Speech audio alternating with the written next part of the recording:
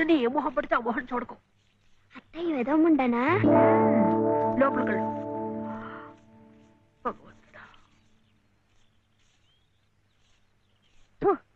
పొద్దున్నే నీకెందుకులే మా పళ్ళు, అవి అక్కడ పడేసి లోపలికి వెళ్ళు. పర్వాలేదులే వదినా, ఇందులో తప్పే ఉంది. తప్పే ఉంది అని నిలదీసి అడిగితే నేనేం చెప్పను? నిన్న పొద్దున్నే నీ మొహం చూశాక ఆ పక్కింటి ఆయన కాలు జారిపడ్డాయట. వాళ్ళ ఆవిడ ఒకటే తిట్టిపోసింది. పొద్దున్నే లేచి ఎవరైనా కాస్త మంచి మొహం చూడాలనుకుంటారు పాపం. ఏమే నీళ్ళు, నువ్వు వెళ్ళి కాస్త కాఫీ పని చూడమ్మా. వెళ్ళు.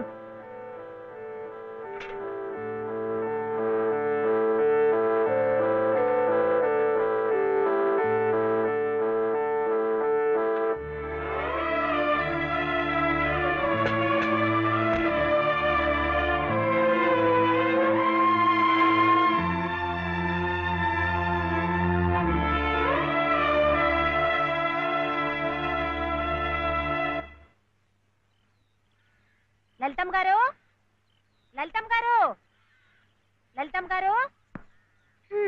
అదేమిటి రోజు ఎంచగ్గాను దుర్గమ్మ గారు అని నా పేరు పెట్టి పిలిచేదానివి, ఈ రోజేమిటి లలితమ్మో అంటా గావుకేకలు దుర్గమ్మ లలితమ్మ అయిపోయింది ఏమిటి? అదెట్టా అవుతుందమ్మా, దుర్గమ్మే, లలితమ్మే. నా జాకెట్, నా లాగు, నా చొక్కా ఎక్కడా? ఇదిగో బాబు.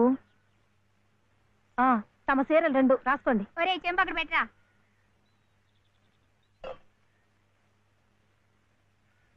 రా బాబు. ఇదిగో మీ అమ్మగారివి 6 చీరలు. జాకెట్లు ఇదిగో ఉన్నాయి. ఇవి నీ షర్ట్లు, నిక్కర్లు.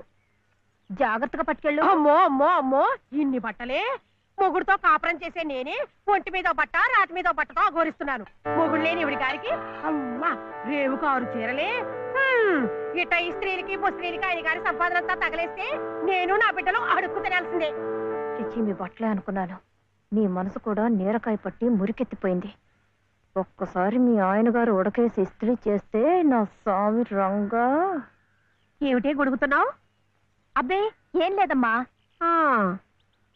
అయినా మీరు కూడా ఏందమ్మా, దేవుడు ఏదో చిన్న చూపు చూడబట్టి ఆవిడ మీ ఇంటికి వచ్చింది గాని నిన్నటిదాకా ఆవిడ లక్షణంగా బ్రతికిన మనిషేగా. అంటావు మధ్యలో నీ సమయం పోయింది. బట్టలు ఎక్కువేస్తే డబ్బు బాగా గుంజొచ్చని నీ ఆలోచన. ఆవిడ గారి బట్టలకి మీరేం డబ్బు ఇవ్వక్కర్లేదులేండి. పుట్టాడు కష్టంలో ఉంది. ఆవిడికి ఈ పాటి సాయం చేస్తే పుణ్యమైనా దక్కుద్ది. ఆహా, అంత పుణ్యం కావాలంటే నీ కొంపకి తీసుకెళ్లి నెత్తిన పెట్టుకు పూజించు ఈ సంతని. ఆవిడ రావాలే గాని ఆ మాత్రం అన్నం పెట్టలేకపో. మా కొంపలు ఇరుక్కు కావచ్చు కానీ మా మనసులు ఇరుక్కావు. మనసులు గుండెలు కోసి పెడితే సంతోషపడే ఘటాలు కావు. ముప్పుద్దులా మేపినా మనుషుల్ని పీక్కు తినే రకాలివి. అమ్మా అన్నం పెట్టవా? వచ్చి భుంచొద్దు గాని పద, బడికి టైం అవుతుంది. ఏమ్మా, పిల్లాడికి అన్నం పెట్టకుండానే స్కూలుకు పంపుతున్నావు? మాటంటేనే మూతి విరుపులైతే చాలా కష్టం. ఈ పూటైతే మానిపించావు, మధ్యాహ్నం తప్పుతుందా, సాయంకాలం తప్పుతుందా, రాత్రికి తప్పుతుందా? ఈ ఒక్క పూట ఆదా చేస్తే మాకేం మిగిలేదు లేదు. శుభ్రంగా కూర్చోపెట్టి వెళ్ళవయ్యా, వెళ్ళు. అది కాదు వదినా, నిన్న పొద్దున అన్నం తిని కక్కుకున్నాడు, అందుకని.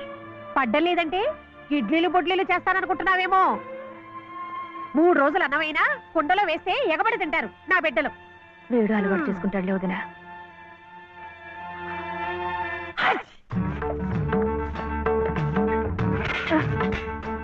ఇక్కడ గొడిగే. నీకు వర్షం వస్తుందేమోనని. సర్లే ఎక్కడైనా పెట్టు. రామ ఇక్కడ కాదు అక్కడ.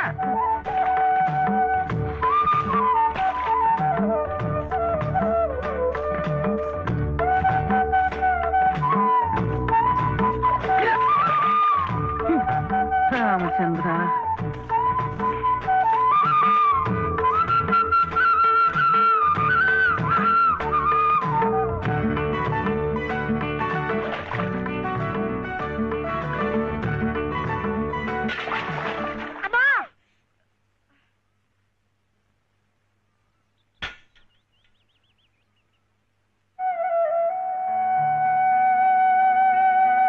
అయ్యో ఏమిట్రా ఈ తలతిక్క పనులు?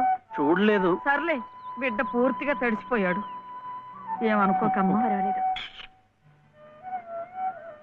చాలే. అయితే రేపటి నుంచి నీళ్లు కూడా పోయాను. ఒరే, ఇదంతా నా కోసం అట్రా, నీ కోసం కాదు. ఏది చేసినా భక్తితో చెయ్యాలయ్యా. అయితే ప్రసాదానికి వెళ్ళినా వెళ్ళు.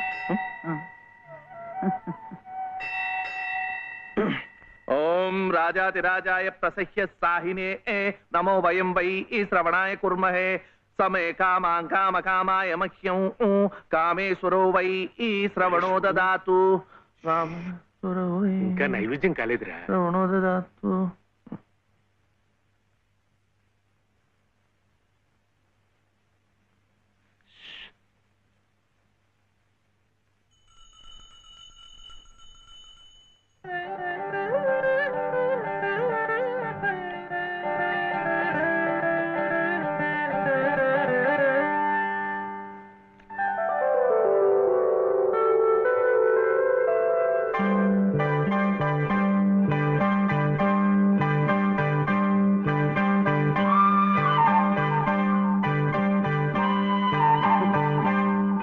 చూస్తున్నానులేండి, మీరు తినకుండా అంతా బాబుకే తినిపిస్తున్నారు.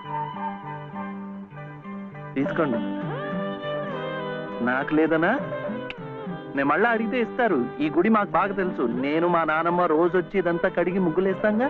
తీసుకోండి తీసుకోండి. తీసుకోమ్మా. అసలు దేవుడు గర్భగుడిలో ఉంటే వీడు ఊరేగింపుకు వెళ్లే ఉత్సవవిగ్రహం లాంటి వాడు. పుణ్యమే. రాజమ్మా, ఆ అమ్మాయి ఎవరో తెలుసుగా? మన చలపతి చెల్లెలు లలిత. అలాగా, నేను గుర్తుపట్టలేదు.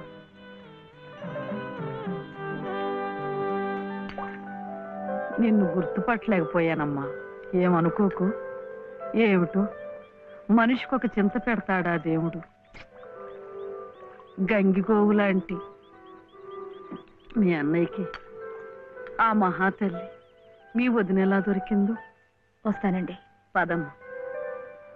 చూడమ్మా, ఇంత చిన్నతనంలోనే నీకొచ్చిన కష్టం సామాన్యమైంది ఏం కాదు. ఇలాంటప్పుడే మనసు చిక్కబట్టుకోవాలి. నేను ఎన్ని ఎదురు దెబ్బలు తిన్నానంటావు. కళ్ళ ముందే కాపురం చేస్తున్న కూతురు పోయింది. కొడుకు కోడలు పోయారు. చిన్నతనంలో జరిగిన ప్రమాదంలో మెదడికి దెబ్బ తగిలి నా మనవడు ఇలా అయిపోయాడు.